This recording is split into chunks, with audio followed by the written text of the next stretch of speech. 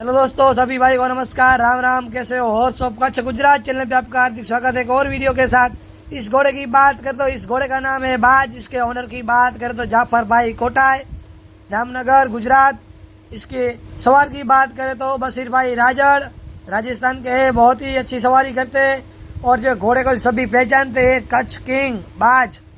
और अभी जो फील्ड की बात करें तो फील्ड का जो मानी जाती बहुत ही अच्छी फील्ड है। होड़का, अभी होड़का रेस की प्रैक्टिस चल रही है बाज घोड़े की। जो आने वाली 4 तारीख को रेस है।